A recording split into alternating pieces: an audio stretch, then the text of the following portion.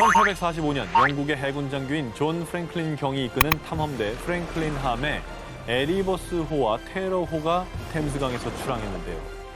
이들의 목적은 북극 항로 개척. 대서양에서 북극을 건너 태평양으로 가는 가장 빠른 항로를 개척한다면 최단 거리로 화물 수송이 가능해지고 엄청난 경제적 효과를 누릴 수 있기 때문인데요. 일명 황금 항로 개척을 위해 이미 3번의 북극 탐험 경험이 있던 프랭클린 경과 129명의 선원이 대장정의 길에 오른 겁니다. 근데 경제적으로는 의미가 있는데 이제 대장 입장에서는 이거 뭐 선원들 안전이 걸린 문제 아닙니까? 북극을 뚫고 와야 되는데. 얼마나 추워요. 그러니까. 당시 프랭클린함은 북극 항로 개척을 위해 3년치의 식량과 선원들이 편하게 지낼 수 있는 최고급 선박 시설을 갖췄고요. 만반의 준비를 하고 출항했습니다.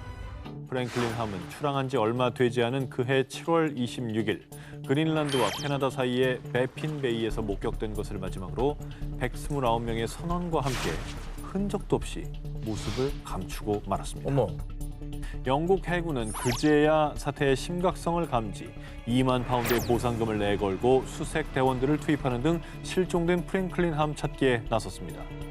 하지만 무려 11년에 걸쳐 드넓은 망망대해를 샅샅이 수색했지만 안타깝게도 실종된 선박도 사람들도 찾지 못한 채 해난 미제 사건으로 남았습니다. 아니 어디로 갔을까? 흔적이라도 있어야 될 텐데. 그러니까요. 뭐 그 옛날에는 교신 같은 게 불가능했잖아요. 정확히 언제 어떻게 실종된지에 대한 기록이 전혀 없어서 이게 모를 수밖에 없을 것 같다는 생각이 드는데.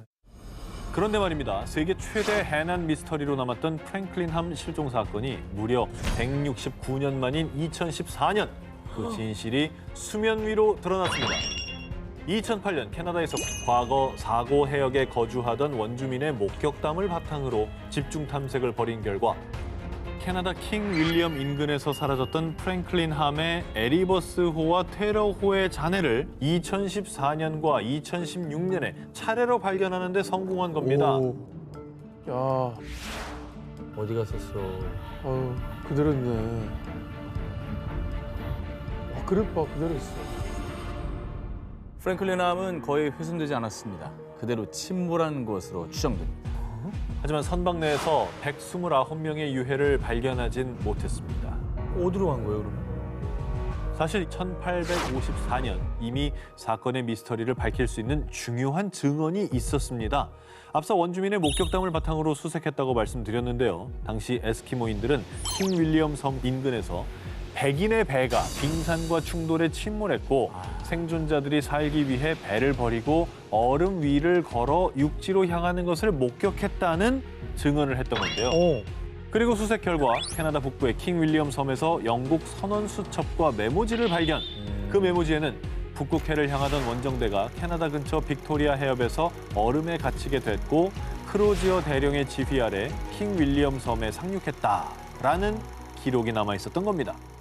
하지만 그들은 영하 30도, 40도가 넘는 혹독한 추위에서 저체온증과 굶주림, 여러 질병에 시달리다 모두 사망했을 것으로 추정했던 건데요. 얼마나 죽었을까?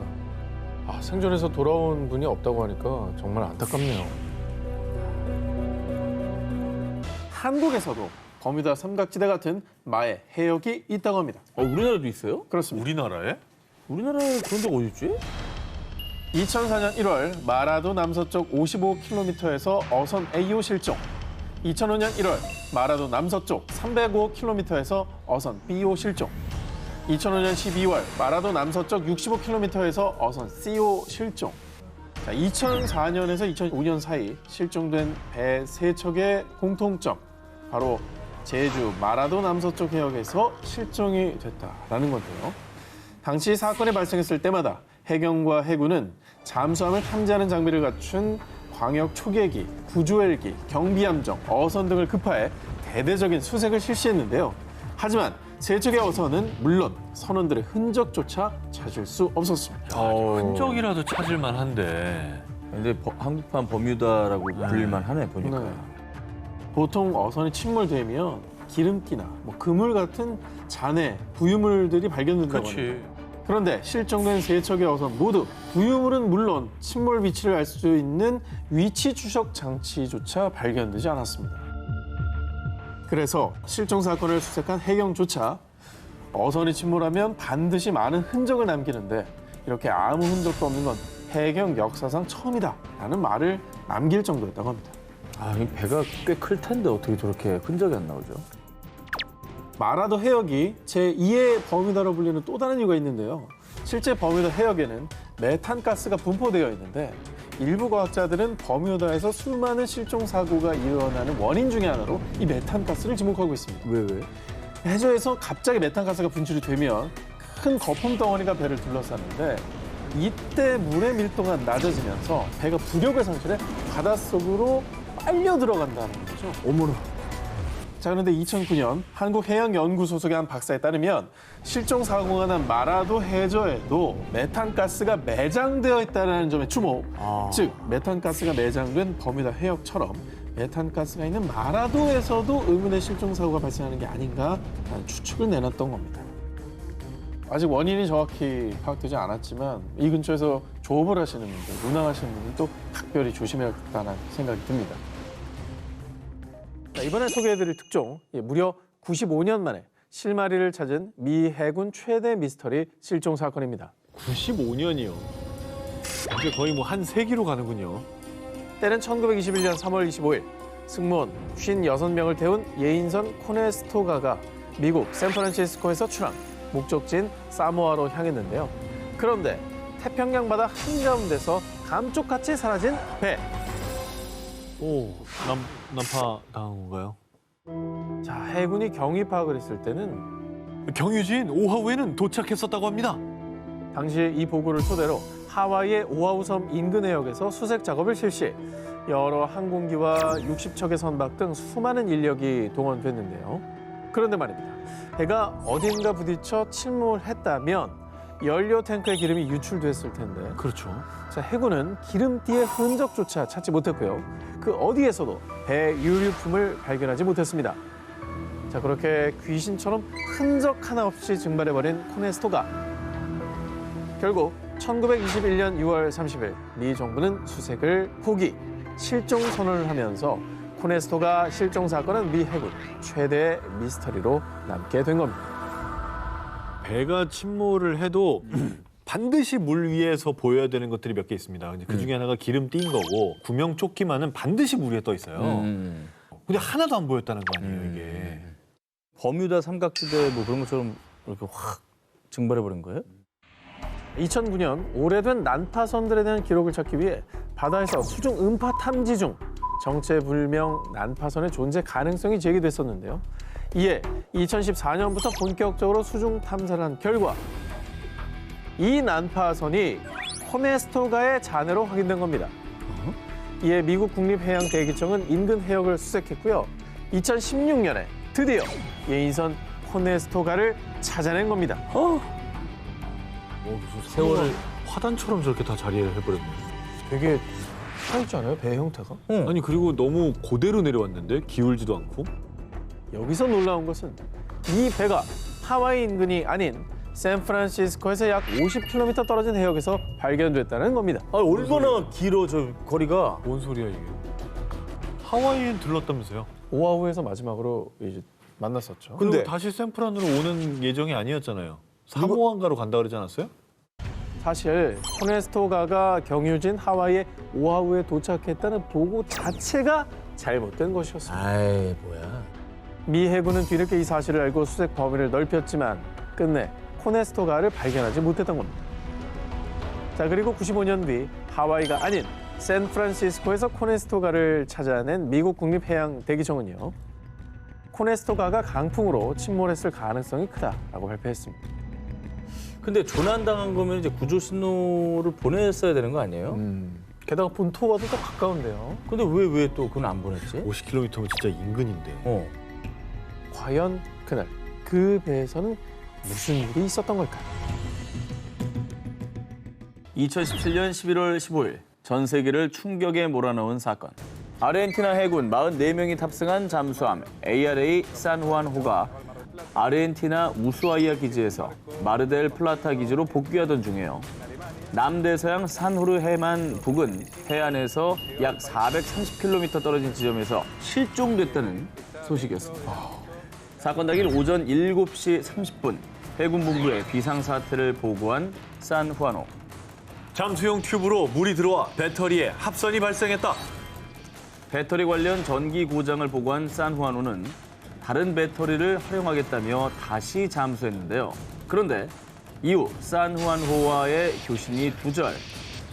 그리고 몇 시간 뒤 해군본부는 폭발음으로 추정되는 의문의 수중 음파를 탐지했습니다. 뭐지? 이에 아르헨티나 해군은 사태 파악을 위해 실종된 산후안호 수색 작업에 돌입했는데요. 무슨 사고 난 거예요? 잠수함인 산후아노에 준비된 산소로 승조원들이 바닷속에서 버틸 수 있는 시간은 단 일주일입니다. 그때 당시 미국과 영국, 러시아 등 무려 18개국에서 산후아노 수색에 동참을 했는데요. 그러던 중 실종 4일째 되던 날 아르헨티나 국방부의 발표. 산후아노로 추정되는 조난 신호를 7차례 포착했습니다. 그러면 이제 가능성 있는 거 아니에요? 그러면 그렇죠. 찾아갈 수 있잖아. 네. 그렇죠. 그런데 이후 해당 신호는 산후아노의 조난 신호가 아닌 것으로 밝혀졌습니다. 골든아워가 점점 가까워지고 있는 상황, 실종자들을 찾는 사람들, 그리고 프란치스코 교황 역시 잠수함 승조원들의 안전을 간절히 바랐는데요. 그런데 산후아노 실종 8일째 아르헨티나 해군의 발표가 있었습니다. 실종 당일 탐지된 음파는 잠수함의 폭발음으로 추정됩니다. 그러면 뭐 실종된 승조원들이 살 가능성은 더 희박해진 거 아니에요? 해저에서 폭발했다고 하면 뭐 거의 그런 그렇죠. 가능성이 높죠. 자, 그렇습니다. 그리고 몇 날 며칠이 지나도록 산후아노의 흔적조차 찾지 못하면서 골든아워까지 놓치게 되자 실종된 승조원들의 가족들과 많은 사람들이 절망에 빠지게 됩니다. 그렇게 망망대해에서 자취를 감춘 잠수함 산후아노.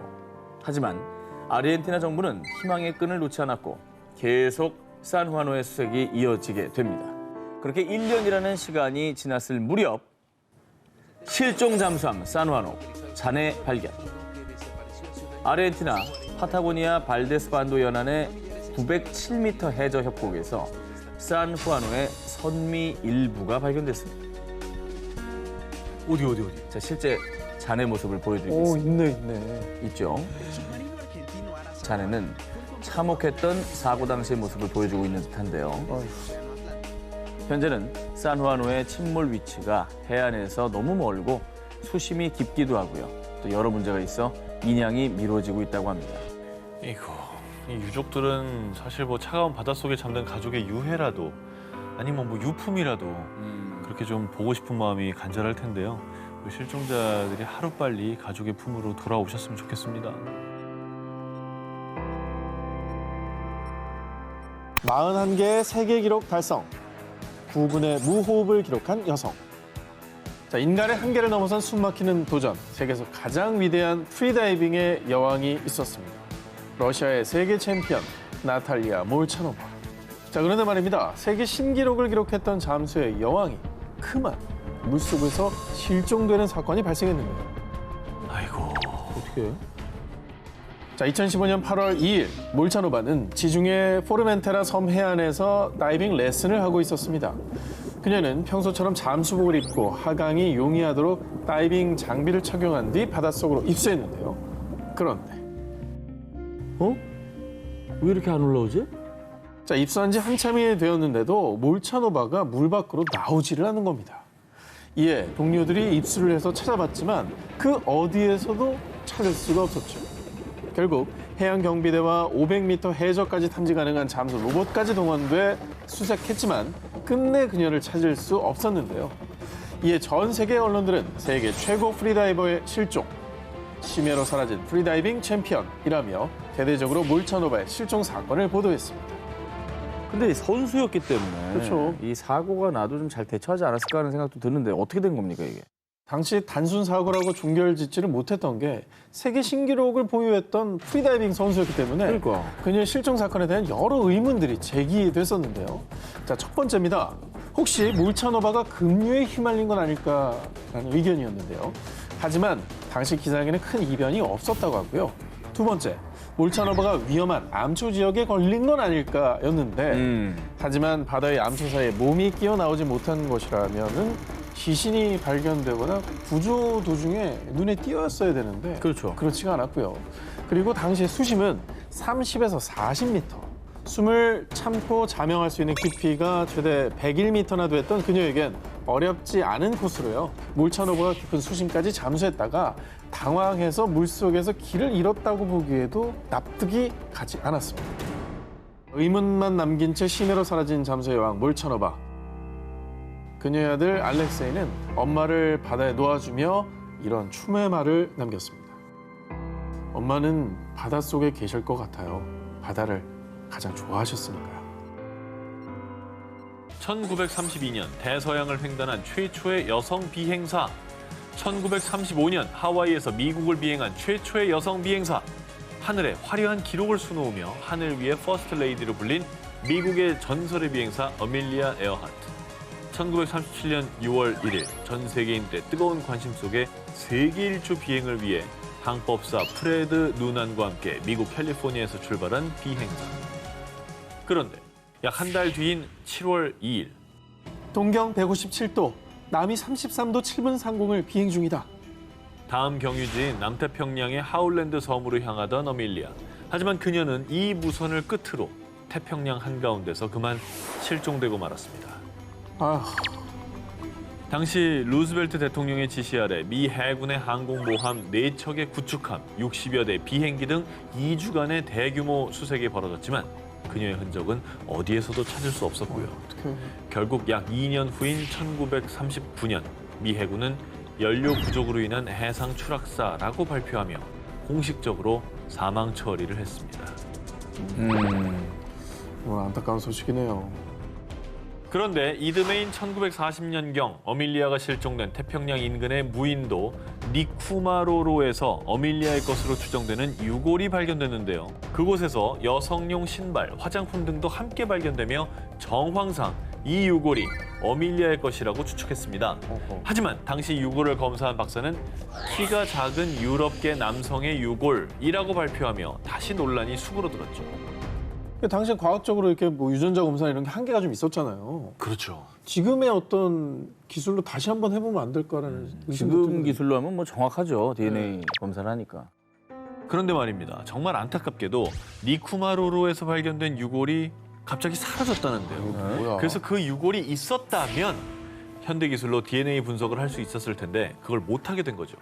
그런데 말이죠. 뭐야. 어밀리아가 실종된 지 약 80년 뒤인 2018년 니쿠마로로에서 발견된 유골은 어밀리아와 99% 유사합니다. 인류학계 권위자인 리처드 얀츠 교수는 자신의 논문을 통해 어밀리아 실종 사건의 실마리를 풀었다고 주장했는데요.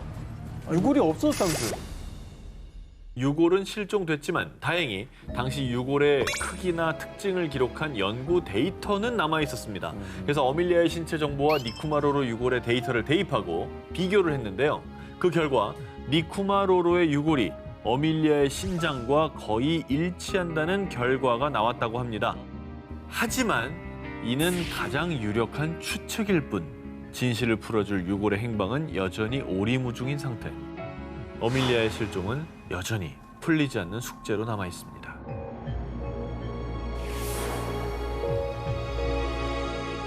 (2019년 9월) 미국 플로리다주 웰링턴에 위치한 한 호수. 경찰은 이 호수에서 낡은 흰색 자동차를 끌어올렸는데요. 그런데 사람들은 모두 깜짝 놀랐습니다. 그 이유, 자동차 안에서 백골 시신 한 구가 발견됐기 때문인데요. 자, 약 일주일 뒤 경찰 조사 결과 백골 시신의 주인은 바로 1997년 11월 플로리다에서 실종된 40세 남성 윌리엄 몰트였습니다. 당시 윌리엄은 클럽에 방문한 뒤 여자친구에게 보낸 금방 집에 갈게 라는 메시지를 마지막으로 흔적도 없이 실종. 실종된 지 무려 약 22년 만에 엄마의 품에 돌아오게 된 그. 세상 22년 만에. 아유, 20년이면 가족들은 무슨 마음으로 그 20년을 보냈을까, 진짜.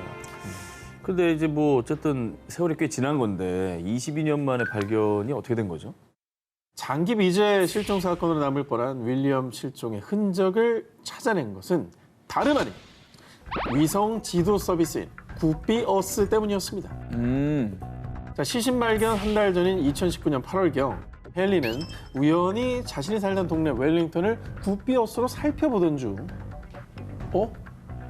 호수에 있는 게 뭐지? 자동차인가? 자, 호수에서 이상한 점을 발견하고 확대를 해보니 자동차로 추정되는 물체가 호수에 잠겨 있는 것을 확인하게 된 거죠. 야, 저걸 또 어떻게 봤네. 그래서 그때 자신이 살던 집의 새 주인에게 연락을 취해서 이 사실을 알렸습니다. 어머. 그리고 헨리의 연락을 받은 새 집주인은요, 드론으로 호수에 잠긴 자동차를 확인한 뒤에 경찰에 신고를 했다고 합니다. 야, 그렇게 발견이 된 거예요? 자, 그렇게 모두의 관심과 노력으로 무려 22년 만에 윌리엄은 그를 애타게 기다렸던 가족들의 품으로 돌아올 수 있었는데요. 그리고 이 사실이 알려지자 언론에선 22년간 실종된 사람을 찾은 굿비어스라고 보도했습니다. 사실 차를 발견했어도 뭐 설마 저게 차겠어 하고 모른 척하고 지나갔을 수도 있는데 그렇죠. 그거를 연락해 준 사람의 노력 덕분에 22년 만에 이 가족의 품으로 돌아온 것 같습니다. 지난 1월 인도네시아의 서부 자바 섬에 사는 16살 소녀 나디아는요. 한 친구로부터 의아한 얘기를 듣게 됩니다. 나디아 이것 봐. 이 사람 너랑 완전 똑같이 생겼어. 친구가 우연히 짹짹이를 보던 중 나디아와 똑 닮은 사람을 발견한 겁니다. 동일인 아니에요? 아닙니다. 자세가 너무 아닙니다. 똑같아. 근데 거의 뭐 쌍둥이라고 해도 근데 이게 모르는 맞아. 사람 둘 사진이에요, 그러면? 전혀 서로 만난 적도 없는 사람 둘 사진. 너무 닮았다. 네. 그럴 수가 있지. 이후 나디아는 호기심에 자신과 닮은 나빌라라는 소녀의 SNS 짹짹이를 자세히 살펴봤는데요. 그런데 정말 신기한 게 두 사람이 얼굴만 닮은 게 아니라 생년월일까지 같았던 겁니다. 어허, 뭐야. 쌍둥이잖아. 쌍둥이. 쌍둥이잖아. 근데 이렇게 막 잃어버린 쌍둥이 아니에요? 그거네. 이후에 나빌라에 대한 궁금증이 점점 커진 나디아는 나빌라의 짹짹이 계정으로 메시지를 보냈고요. 자신의 짹짹이에 정말 나에게 쌍둥이가 있을까? 라는 글과 함께 자신과 나빌라의 사진을 게재했습니다. 그런데 마침 이 게시글을 본 누리꾼 수사대는요. 우리가 나빌라를 찾아줍시다! 라며 SNS를 샅샅이 수색한 끝에 이번엔 나빌라의 다른 SNS 별스타그램 계정을 찾아줬고요. 나디아가 다시 한번 메시지를 보내봤는데요. 읽었나요? 그런데 드디어 나디아의 메시지를 읽고 영상통화까지 하게 된 두 사람. 게다가 키, 몸무게뿐 아니라 좋아하는 가수, 좋아하는 음료 등 취향까지 닮아 있었습니다. 그래서 나디아에게 각자 부모님에게 물어보자고 했습니다. 아이고, 어떡해. 그런데 응. 엄마, 혹시 나 쌍둥이였어? 네가 그걸 어떻게 알았어? 세상에나 이런 일이 다 있습니다. 대박. 그리고 이 두 쌍둥이가 또 다른 충격적인 내용을 듣게 됐는데요. 어머? 사실 나디아와 나빌라는 세 쌍둥이였다고 합니다. 뭐야? 하지만 안타깝게도 세 쌍둥이 중 다른 한 명의 행방은 알지 못했는데요. 그래서요, 정말 기적 같은 우연으로 16년 만에 다시 만나게 된 쌍둥이 자매 나디아와 나빌라는 또 한 명의 다른 쌍둥이 자매를 찾고 있다고 합니다. Terus habis itu semoga Nabila 1986년 캐나다 온타리오주 21살의 에드가 라툴립은 안타깝게도 발달 장애를 앓고 있었습니다. 그리고 부모님은 늘 걱정 속에서 한시도 눈을 뗄 수 없었는데요. 그런데 어느 날 이럴 수가. 대체 어디로 간 거니, 에드가? 극단적인 선택을 시도해 병원에 입원했던 에드가가 갑자기 사라진 건데요. 경찰 수사 결과 에드가는 나이아가라 폭포로 향하는 버스를 탄 것이 확인됐습니다. 어머, 어떡해. 한 번도 혼자 멀리 간 적이 없었기에 부모님은 걱정이 이만저만이 아니었죠. 그렇죠. 얼마나 걱정이 크겠습니까? 게다가 또 폭포가 얼마나 큽니까? 그러니까요. 정말 떨어지면 어떻게 걱정 진짜 많이 하셨을 것 같아요. 어떻게 찾아야 되죠?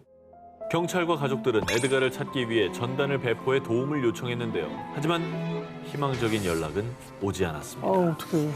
정말 한순간에 아들을 잃은 부모님은 절망에 빠졌고요. 아픈 아들이 혹여나 잘못된 것은 아닐까 걱정 속에 하루하루를 보냈죠.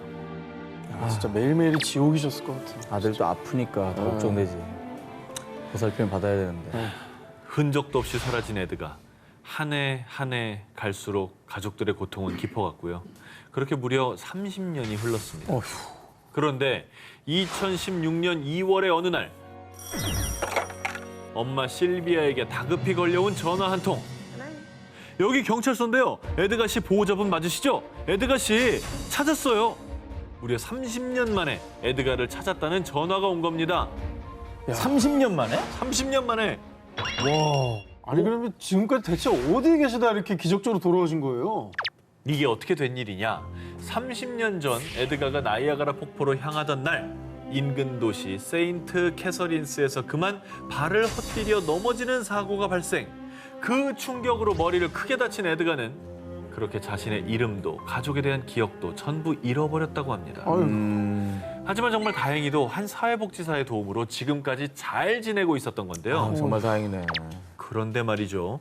모든 기억을 잃은 채 살고 있던 어느 날 기억난다고? 내 이름은 에드가 라툴립이고 내가 살던 곳은 온타리오주 키치너야. 아니 진짜 세상에 이런 일이네.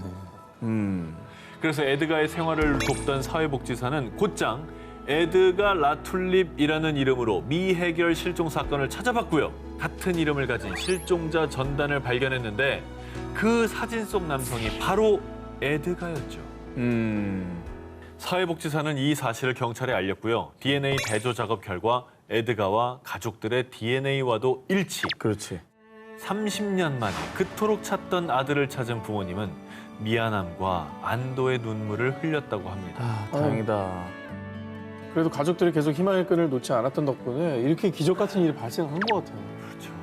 실종된 지 30년 만에 기적처럼 살아 돌아온 아들. 잃어버린 시간만큼 아니 그 몇 배로 가족 모두가 오래도록 행복하길 바랍니다. ABC 살인사건, 오리엔트 특급 살인사건 등 수많은 작품 속에서 반전의 반전을 거듭하는 사건들과 트릭들을 선보인 추리의 여왕, 에거사 크리스티.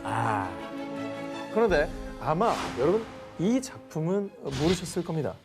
크리스티 본인조차 풀지 못한 아주 미스터리한 그녀의 미발표 작품을 긴급 오. 입수했습니다. 재밌겠다 이거. 그녀의 미발표 추리극은 1926년 12월에 어느 늦은 밤 차를 몰고 집을 나선 여인이 실종되며 시작되는데요.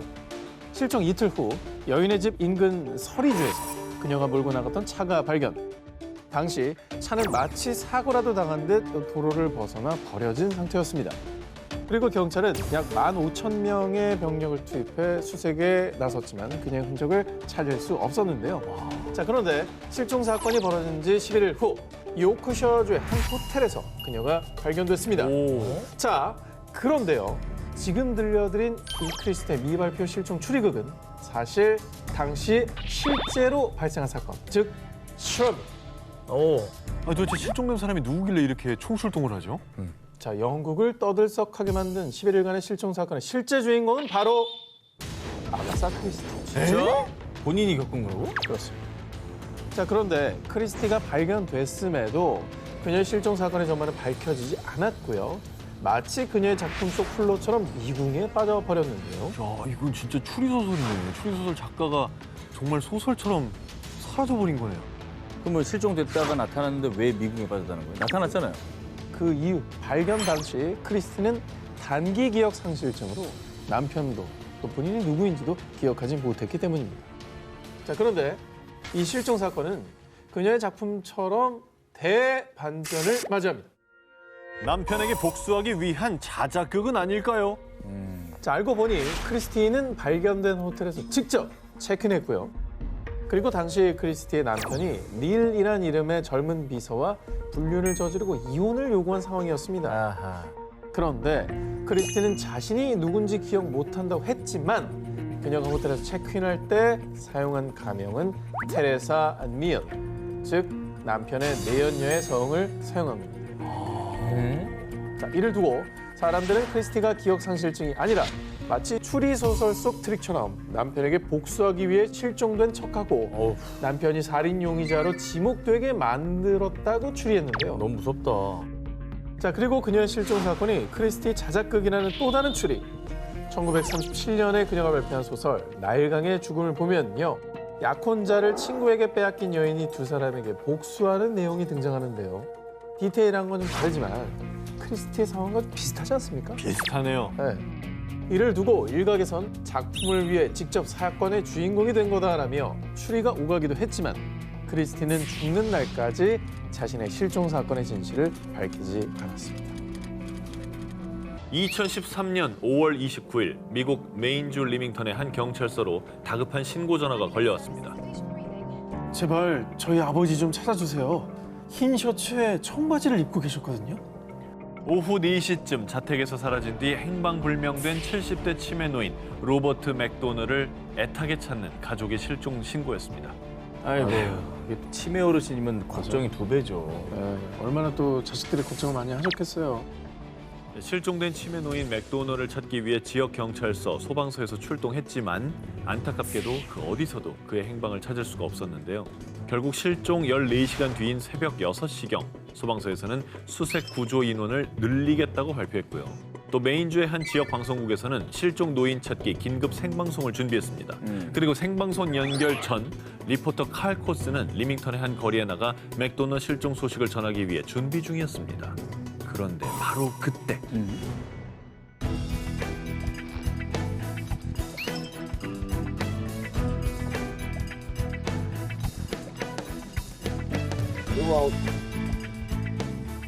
잠깐만. 뒤에 계신 거 아니야? 잠깐만. 저분 아니야? 여러분 뭔가 느끼셨습니까? 느꼈어. 지금 리포팅 해야 되는데 그분이 계속 눈에 밟히는 거야. 그죠? 흰 셔츠와 청바지. 그러니까 일단 인상 차이가 똑같잖아요. 그러니까. 네, 뭐야? 리포터 뒤로 지나간 노인이 바로 실종 노인 찾기 방송의 주인공인 로버트 맥도너였습니다. 대박이다 진짜. 와. 실종된 노인의 인상착의를 숙지하고 있던 리포터 칼 코스가 매 눈으로 길을 지나던 노인의 인상착의를 확인했고요. 그가 실종된 노인 맥도너라는 걸 알아차린 겁니다. 와, 어떻게 또 이런 우연이 있을 수 있지? 난 진짜. 말이죠. 와. 자, 그리고 이후에 긴급 편성됐던 실종 노인 찾기 방송은요. Well, sometimes timing is everything, Aaron and Shannon, and good news and a happy ending right now. The gentleman just kind of walked up behind us, and he identified himself as Bob McDonough. Of course, wardens say he has dementia here, and he's been missing for the last 16 hours. But as you can see, members... 맥도너를 찾는 내용이 아니라 16시간 동안 실종된 노인을 찾았다는 기쁜 소식으로 대신 전해졌습니다. 야, 이게 기적이다 이거 진짜. 네, 저희도 뭐 사실 살면서 실종자 전단이나 광고를 무심코 지나가는 일 많지 않겠습니까? 근데 다 눈여겨보고 기억을 또 해두는 게 되게 중요할 것 같아요. 제일 중요한 게 우리 관심이 아닌가 하는 생각이 듭니다. 2015년 10월 실종된 지 2년 만에 마침내 가족들의 품으로 돌아온 60대 여성 제럴린 라르게이. 그런데 이 소식이 알려지며 미국 전역이 큰 슬픔에 빠지게 됩니다. 아니 아까 돌아왔다고 하지 않았어요? 그러니까 가족의 품으로 돌아오셨는데 이걸 왜 슬퍼하신 거죠? 사람들의 마음을 아프게 한 제럴딘의 이야기는 2013년 7월 그녀가 여행을 떠나며 시작됐습니다. 평소 제럴딘의 버킷리스트에 꼭 도전하고 싶은 꿈이 하나 있었는데요. 바로 에팔레치아 트레일 완주하기. 참고로 에팔레치아 트레일은 미국 조지아 북부에 위치한 트레킹 코스인데요. 무려 3,500km로 소위 목숨 걸고 도전해야 한다라고 할 정도로 험난한 곳이었습니다. 그녀는 오랜 꿈을 이루기 위해서 에팔레치아 트레일로 향했고요. 고된 순간 속에서도 끝까지 완주하기 위해서 힘겨운 하이킹을 이어갔습니다. 그런데 그만 길을 잃고만 그녀. 여보, 난 지금 길을 잃었어요. 경찰에게 연락해 주세요. 제럴드는 남편에게 급히 메시지를 보냈지만 안타깝게도 깊은 산속이라 신호가 잘 잡히지 않았죠. 안 잡힐 수 있지. 아유, 어떡해. 아유. 제럴딘이 사투를 벌이고 있던 그 시각 한편 남편 조지는 아내가 연락이 되지 않자 실종 신고를 했고요. 곧바로 대규모 경찰 수색대와 소방대원들은 제럴딘을 찾기 시작했습니다. 하지만 무려 열흘간 수많은 인력들이 투입됐지만 제럴딘은 그 어디에서도 찾을 수가 없었습니다. 아유, 이거 어떡하냐. 그렇게 아내 제럴딘이 실종된 채로 반년, 1년, 그리고 2년의 시간이 지났을 무렵 2015년 10월에 마침내 제럴딘을 찾았다는 소식이 들려왔습니다. 정말 안타깝게도 텐트 속에서 유해로 발견된 것입니다. 아유, 슬프네요, 진짜. 그런데 그녀의 유해 곁에서 조지, 이걸 꼭 읽어줘 라는 메시지와 사랑한다는 의미의 XOXO가 적힌 노트가 발견됐는데요. 내 시신을 발견하셨다면 남편 조지와 딸 캐리에게 연락해 주세요. 몇 년이 흘러도 상관없습니다. 꼭 선의를 베풀어 주세요. 죽음을 알고 있었다는 거잖아요. 그죠? 뭔가 이제 도저히 답이 없다, 가망이 없다라는 거를 직감적으로 알고 메모를 남기신 것 같습니다. 저 마음이 어땠을까요? 그러니까요. 그리고 제럴딘의 핸드폰에서는요. 여보, 나는 지금 등산로에서 북쪽으로 3마일 정도 떨어진 곳에 있는 것 같아. 제발 경찰에 연락해 줘. 남편에게 자신의 행방을 알리기 위해 노력했지만 끝끝내 전달되지 못한 문자들도 발견이 됐습니다. 아내의 다급하고 절박했던 순간을 뒤늦게 알게 된 남편은 하염없이 눈물만 흘렸다고 합니다. 그 가족들도 그녀가 떠난 뭐 2년이라는 시간 동안 고통 속에서 보냈을 텐데 이게 그냥 살아서 돌아오셨으면 좋았을 텐데 너무 가슴 아프네요.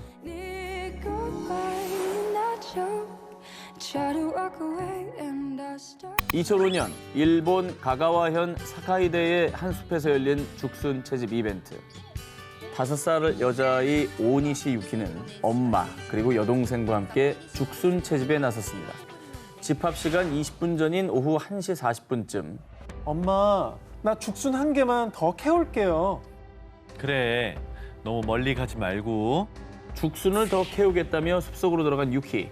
그런데 그것이 유키의 마지막 모습이었습니다. 아휴, 유키가 집합 시간인 2시가 넘어도 돌아오지 않자 무슨 일이 일어났음을 직감한 엄마는 다른 참가자들과 함께 숲을 수색했지만 유키는 그 어디에도 보이지 않았습니다.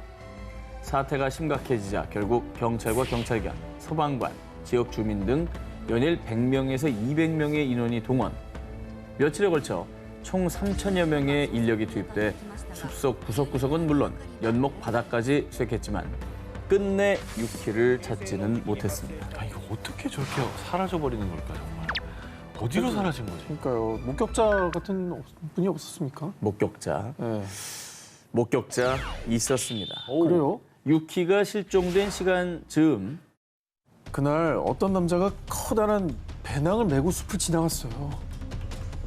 그래서 경찰은 경찰견을 다시 투입해 유키의 채취를 추적했습니다. 그런데 냄새를 쫓던 경찰견은 숲속 한가운데 대나무 몇 그루만 덩그러니 놓여있는 휑한 장소에서 갑자기 발걸음을 멈추더니 더 이상 움직이지 않았다고 합니다. 아, 네. 게다가 다른 경찰견 역시 같은 장소에서 추적을 멈췄다고 합니다. 그런데 그곳에선 아무것도 발견된 게 없었죠. 뭐 차라리 다행인 거죠. 그러니까 아직 살아있다는 희망을 또 가질 수 있으니. 근데 이제 그 많은 인원들이 수색을 했는데 저기서 못 찾았다는 거는 진짜 납치 아니면 좀 불상사가 일어나는 게 아닐까라는 추측이 들거든요. 정말 여러 의문이 드는데요. 이곳은 자동차가 들어올 수 없는 곳이었다고 합니다. 그리고 납치를 설사 했다 해도 상공에서 헬기를 타고 이동하지 않는 이상 유키를 데려가는 모습이 다른 사람들에게 목격이 됐을 겁니다. 자, 이외 이 안타까운 실종 사건에 일본 언론들은 수수께끼만 남은 소녀의 행방, 미스터리한 소녀의 실종 사건이라며 대대적으로 보도했고요. 일본 방송사 역시 유키의 실종 사건을 분석하며 수차례 소개했습니다. 하지만 미스터리만 남긴 유키의 실종. 경찰은 유키가 실종된 지 13년이 지난 2018년에도요. 유키가 반드시 살아있길 바라는 마음으로 18살이 된 유키의 모습을 추정한 몽타주를 제작해 배포했다고 합니다. 단 몇 분 사이에 숲속에서 행방불명된 5살 꼬마 유키. 대체 그날 무슨 일이 있었던 걸까요? 1997년 6월 14일 일본 미에현 17살 고등학생 야마 유코는 오후 8시 30분경 자전거를 타고 친구 마이의 집으로 향했습니다. 나 10분 뒤면 도착해. 이따 봐. 공중전화로 친구에게 메시지를 남긴 유코. 하지만 그 전화가 마지막이었습니다. 아이고. 갑자기 사라진 유코. 가족들은 사라진 유코를 찾기 위해 온 동네를 돌아다녔고 결국 경찰에 실종 신고까지 했죠. 한편 친구 마이는 신라 같은 희망을 안고 유코의 무선 호출기에 자택 전화번호를 남겼습니다. 그런데 유코가 실종되고 이틀 뒤 마이의 집으로 걸려온 한 통의 전화. 네? 유코 무선 호출기를 갖고 있다고요? 난 유코란 사람 몰라. 그냥 무선 호출기를 주운 것뿐이야. 아, 호출기를 주었다고요? 어디서요? 그게 아니라 내가 유코에게 돈을 빌려주고 무선 호출기는 담보로 받은 거야. 갑자기 말을 번복한 그 전화 속 남성이 의심스러웠던 마이는 그 남성과 만나기로 약속했는데요. 하지만 마이가 경찰과 동행한 걸 눈치챘는지 그 남성은 약속 장소에 나타나지 않았습니다. 대신 며칠 뒤 다시 마이에게 연락해서요. 한 버스 정류장에 실종된 유코의 무선 호출기만 두고 사라진 남성. 모든 게 너무 의심스러워요, 지금. 말이 막 바뀌고 막 이러니까. 그 남성은 며칠 뒤 무선 호출기를 잘 돌려받았냐며 또다시 마이에게 연락했는데요. 뭐야? 그런데 이때 경찰이 위치 추적에 성공해 그 의문의 남성을 체포할 수 있었습니다. 다행이다. 남성의 정체는 당시 48세였던 타츠야. 조사 결과 그는 강간, 강도 등의 혐의로 12년간 복역했다가 얼마 전에 출소한 것으로 밝혀졌는데요. 허허. 그런데 말입니다. 과거 그의 강도 수법이 자전거를 탄 여자를 밀친 후 금품을 강탈하는 거였다고 합니다. 유코, 그래. 유코도 자전거 타고 있었잖아요. 그러네. 수상한 점은 이뿐이 아니었습니다. 경찰이 위치 추적으로 처음 타츠야를 발견했을 때 타츠야는 유코의 손수건을 가지고 있었고요. 뭐야? 수사 도중에는 타츠야의 차 안에서 유코의 모발과 유코의 한자 사전이 발견됐는데요. 그리고 타츠야의 승합차 좌측 범퍼에는 무언가와 충돌한 흔적도 남아 있었죠. 게다가 유코가 실종된 당일 공중전화 박스에서 전화 중인 학생 옆에 승합차가 정차해 있는 걸 봤어요. 타츠야의 승합차와 같은 색, 같은 차종이 실종 직전 유코 주변에서 있다는 걸 봤다는 목격자가 나타난 겁니다. 그리고 타츠야가 범인이라면 유코가 어디 있는지 이거 얘기해 줘야 되는 거 아닙니까? 단서를 쥐고 있다니까요. 저 알고 있는 것 같거든요.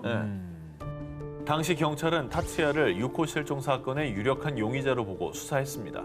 그런데 난 범인이 아니에요. 유코에게 돈을 빌려줬을 뿐이라고요. 자신의 무죄를 주장한 타츠야. 그리고 수사 결과 경찰은 타츠야가 범인이라는 명확한 증거를 찾지 못하면서 결국 타츠야는 증거 불충분으로 석방됐습니다. 그렇게 유코 실종 사건은 23년이 지난 지금까지도 장기 미제 실종 사건으로 남아 있습니다. 유코의 부모님은 지금도 희망의 끈을 놓지 않았고요. 유코의 실종 당시 모습이 담긴 전단을 배포하며 이 전단을 나눠주는 게 마지막이길 바란다 라며 유코가 돌아오길 기다리고 있습니다.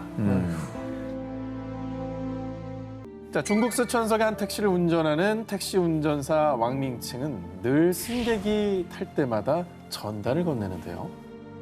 저 혹시 이렇게 생긴 사람 보시면 꼭 연락 좀 부탁드립니다. 바로 어릴 때 잃어버린 자신의 딸을 찾는다는 전단이었습니다. 1994년 당시 왕밍칭은 쓰촨성 청두에서 아내와 함께 과일 장사로 생계를 꾸리고 있었는데요. 우리 딸이 어디 갔지? 자, 그가 손님 응대를 하느라 3살 딸 치펑에게 잠깐 눈을 뗀 사이 순식간에 딸이 사라져버린 겁니다. 아이고야. 부부는 딸을 찾기 위해 곧바로 동네방네 찾아다녔지만 결코 찾을 수 없었는데요. 그렇게 21년의 세월만 무심히 흘러가 버렸는데요. 21년? 그렇습니다. 자, 그런데 혹시 내가 택시를 운전하면 언젠가 우리 딸을 만날 수 있지 않을까? 곧장 택시 운전사 일을 구한 왕밍칭은 택시 후면 창에 실종 당시 어린 딸의 사진과 신상 정보를 담은 대형 포스터를 부착했고요. 또한 승객들이 손쉽게 볼 수 있도록 명함 크기의 전단을 제작해 택시 내부에 비치.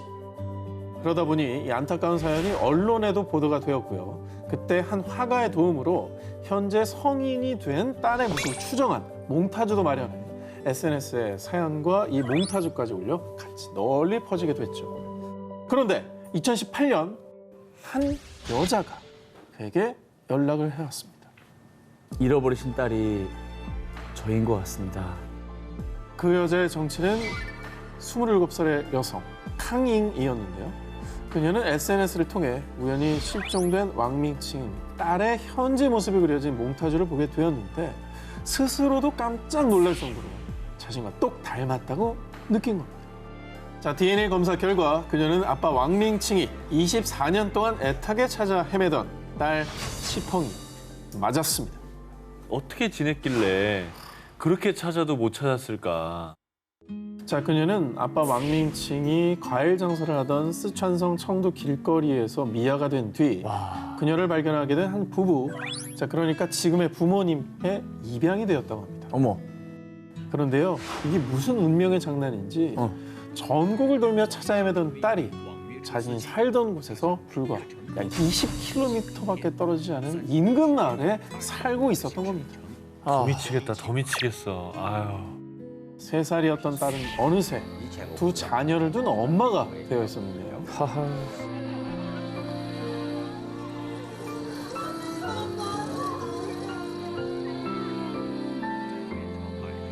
아유. 아, 아빠가 얼마나 진짜 신라 같은 희망 놓지 않고 그냥 그러신 거 아니에요. 아빠 왕밍칭은 다시 만난 딸에게 이렇게 약속을 했다고 합니다. 우리 아가 이제부터 아무 걱정하지 마. 앞으로 아빠가 널 지켜줄 거야. 1988년 10월 중국 직장인 리징즈는 출장 중 다급한 전보 한 통을 받았는데요. 자, 바로 그녀의 하나뿐인 아들 마오인이 실종되었다는 겁니다. 너무 어리지 않아요? 자, 며칠이 지나도 아들의 행방을 찾을 수 없자 마오인의 엄마는 회사도 그만두고 오직 잃어버린 아들을 찾기 위해 지하철, 버스 정류장 등등 곳곳을 다니면서요. 제발 우리 아들을 찾아주세요. 지나가는 시민들에게 아들의 사진과 인상착의가 적힌 전단을 배포했습니다. 그리고 지역 신문, 실종 아동을 찾는 TV 프로그램까지 출연. 정말 아들을 찾기 위해 할 수 있는 모든 것을 다 했는데요. 하지만 안타깝게도 끝내 아들을 찾지는 못했죠. 자, 그렇게 울분과 통곡 속에 10년, 20년의 시간이 흘렀지만 야. 차마 아들이 입었던 옷도 아들이 좋아했던 자전거도 버릴 수 없었던 어머. 못 버리지. 이 웬일이야? 이게 생리별 아니에요, 지금. 그렇습니다. 결국 심실이 지칠 대로 지친 엄마 리징즈가 병원에 입원을 하게 되었는데요. 이때 의사가 마음의 병을 치료하는 건 스스로에게 달렸습니다 라며 위로를 하자 엄마 리징즈는 한 가지 다짐을 하게 됐습니다. 비록 우리 아들을 찾지 못했지만 나처럼 힘들어하는 사람들을 도와주자. 마음의 병을 극복하기 위해 다른 실종 아동 가족들에게 도움의 손길을 내밀기 시작한 건데요. 세상. 13년 동안 묵묵히 실종 아동들을 찾기 위해 노력했고요. 그 노력들이 하늘에 닿아 29명의 실종 아동들이 가족과 재회를 할 수 있었다고 합니다. 아이고. 참 저러기 쉽지 않을 텐데 본인이 아픔이 있는 상태에서 자원봉사 저렇게 하셨네. 네. 자, 여러분 그런데 말입니다. 아들이 실종된 지 무려 32년이 흐른 2020년 5월 그녀에게 찾아온 기적 같은 소식. 중국 공안은 지난 4월 1980년대 후반 산시성 시안에서 온 아이가 쓰촨성의 한 가정에 입양됐다라는 제보를 입수했는데요. 그런데 조사 결과 밝혀진 충격적인 사실. 당시 한 남성이 산시성 시안에서 2살 배기 아이를 납치한 뒤 한 부부에게 팔아넘겼던 겁니다. 몸이 그냥 저거. 자, 그리고 안면 인식 기술과 DNA 검사 결과 그는 엄마 리징즈가 32년 전 잃어버린 아들 마오인이라는 사실이 확인됐다고 합니다. 장장 32년 만에 이뤄진 가족 상봉. 아이고 세상에 처음 본 거 아니에요? 너무 가슴이 아파요. 아, 자, 그리고요 엄마 리징즈가 아들을 찾았다라는 소식을 들은 날이 우리나라의 어버이날과 같은 중국의 어머니의 날이었다고 합니다. 맞다. 이에 그녀는 내 생애 최고의 선물이라며 기뻐했는데요. 수년의 기다림 끝에 성사된 기적 같은 재회.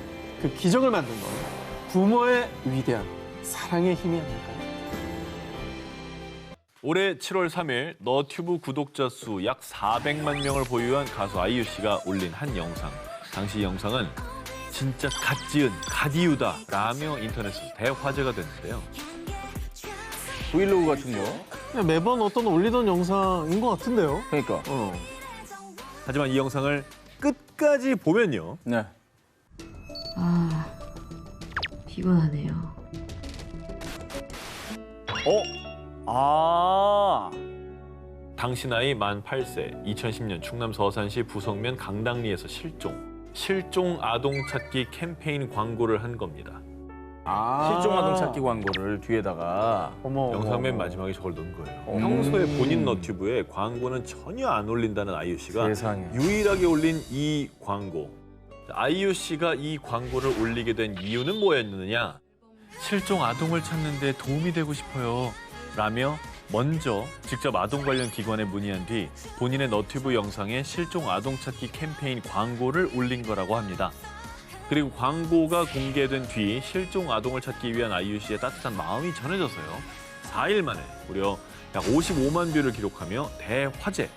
많은 사람들이 다 함께 김일영 군이 가족의 품에 돌아오길 간절히 기원했습니다. 그러면 55만 분이 보신 거 아니에요? 이게 저게 많이 보는 영상에다 올렸다는 거는 저 자체가 선한 영향력이고 그리고 그 실종 아동 광고가 갑자기 확 튀어나왔어요. 맞아요. 막 몰입하고 있는데 딱 떠가지고 더 볼 수밖에 없게끔 배를 했네요. 여러분, 다시 한번 이 광고를 잘 봐주시기 바랍니다. 부디 무사히 가족들의 품으로 돌아올 수 있기를 우리 모두의 관심이 절실히 필요한 때입니다. 기자님들 택배 자주 이용하시죠? 특히나 요즘 같은 시대에는 택배 없으면 어떻게 살아남을지 모를 정도로 정말 자주 이용합니다. 그렇습니다. 이 언택트 시대를 맞이해서 이 평소보다 더 자주자주 사용하고 있는 택배. 그런데 말입니다. 지난 5월과 6월 택배 박스를 받은 수많은 이들은요. 이 얼굴, 이 이름 꼭 기억합시다.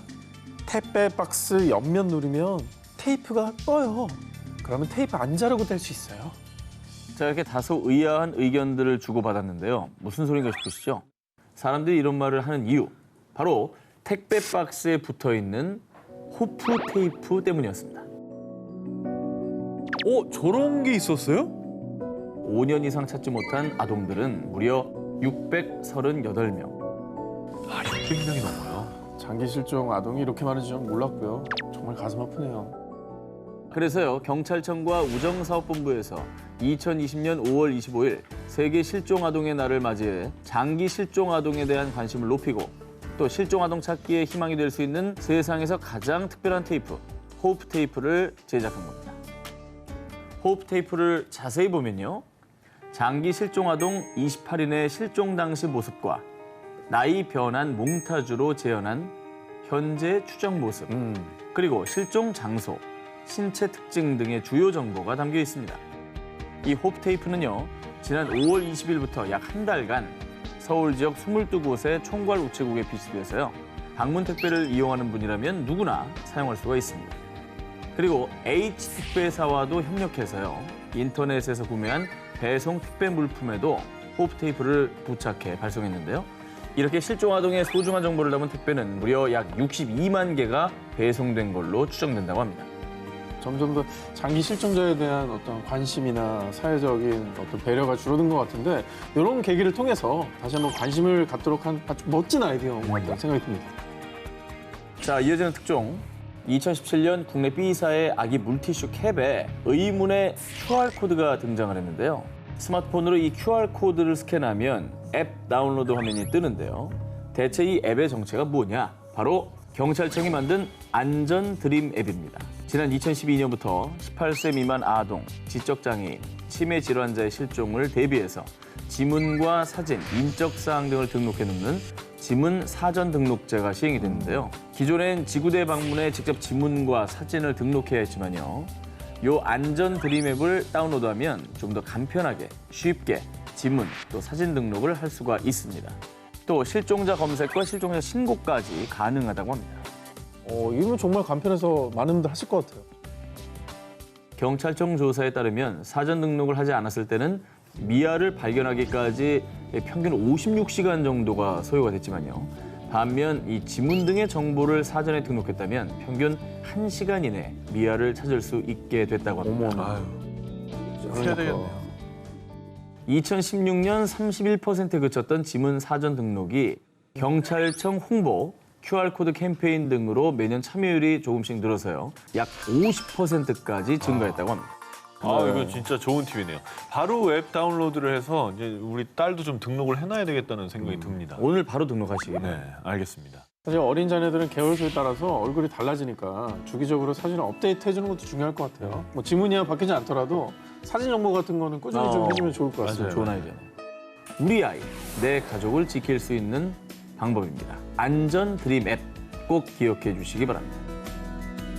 지난 7월 미국 미주리주 클레이 카운티 로슨에 살던 콜튼 마이클은요. 퇴근 후에 집으로 돌아왔는데요. 이 개는 뭐지? 주인이 잠깐 어디 갔나? 자, 마이클의 집 현관에 바로 이 녀석. 레브라도 리트리버 한 마리가 떡하니 자리를 잡고 누워 있었던 겁니다. 아, 귀여워. 근데 저 개들이 제가 알기로는 엄청 똑똑한데 맞아요. 왜 주인도 없이 남의 집에 가 있는 거죠?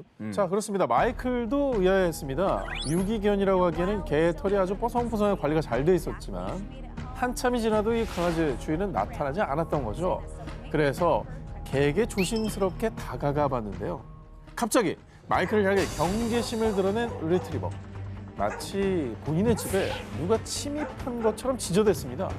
자, 한참 뒤에 마이클은 리트리버를 겨우 달래서 근처 동물병원에 데려갔습니다. 정말 다행히도 리트리버의 몸 속에서 반려견 일련 번호와 주인의 정보가 담긴 마이크로칩을 확인할 수가 있었는데요. 저게 있어야 돼. 자, 그런데 말입니다. 주인 이름이 드류? 어디서 많이 들어본 이름인데. 리트리버 주인의 이름인 드류가 이상하게 낯설지가 않았던 겁니다. 기억을 더듬기 시작한 마이클은 결국 기억을 해내는데요. 자, 누구였느냐? 바로 지금 본인이 살고 있는 집의 전 집주인의 이름이었던 겁니다. 1년 반 전에 이사를 갔던 분이었던 거죠. 아, 그럼 이제 처음에 마이클 보고 으르렁댄 것도 네. 진짜 집이 맞으니까 자기 집이. 자기는 우리 집이니까. 오. 자, 아무래도 그런 것 같죠? 더 들어보십시오. 자, 그래서 마이클은요, 혹시나 하는 마음에 전 집주인 드류의 SNS를 찾아봤는데요. 정말로 4살 된 반려견 클레오를 잃어버려서 애타게 찾고 있다는 글이었습니다. 이후에 마이클은 곧바로 전 집주인 드류에게 연락을 해서 반려견 클레오가 무사하다고 알려줬고요. 그렇게 일주일 만에 재회하게 된 드류와 클레오. 어머머머, 꼬리 흔드는 거 봐. 개 꼬리는 거짓말을 못합니다. 맞습니다. 아유, 꼬리에서 그냥 바람 나올 정도네요, 진짜. 아니, 근데 이게 조금 이해가 안 되는 건 강아지들이 똑똑해서 지금 이사간 그 집도 잘 기억을 할 텐데 옛집에는 도대체 왜 온 건지, 무슨 일로 온 건지 또 이렇게 온 거 보면 뭐 설마 집이 가까웠나요? 그래서 헷갈렸나요? 정말로 놀라웠던 건요. 클레오가 찾아간 옛집과 이사를 간 캔자스주의 새 집까지는 약 90km 거리. 차로도 무려 2시간이 걸리는 거리인데 여기를 찾아왔던 거였죠. 와. 여친 만나러 갔어요, 여친. 이 동네에, 이 동네에 아, 그 예. 여친 개가 있었던 거예요. 그러면 90이면 900km도 가요. 그렇죠. 예. 그거는 저희가 사람 힘으로 어떻게 확인이 안 됩니다. 그러니까. 네, 정말 다행히도 일주일 만에 반려견과 재회한 드류는요. 클레오가 이 먼 거리를 어떻게 하는지 알 수 없지만 다시 만나게 돼서 너무 기뻐요. 라며 감격했다고 합니다. 2019년 8월 미국 플로리다주 닉의 어린 딸 조이가 울음을 터뜨리며 아빠를 찾았습니다. 아빠, 우리 도피가 안 보여요. 놀란 가족들은 당장 도피를 찾아 나섰지만 그 어디에서도 찾을 수는 없었는데요. 아이고.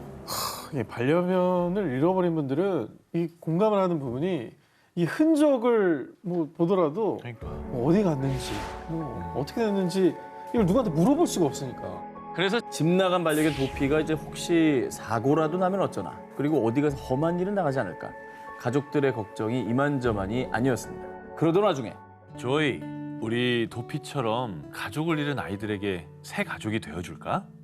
실종된 도피처럼 가족을 잃거나 유기된 반려동물들을 다시 가족으로 맞이하고 싶었던 닉 가족. 그래서 동물보호단체에서 진행하는 유기동물 입양 행사에 참석하게 됐습니다.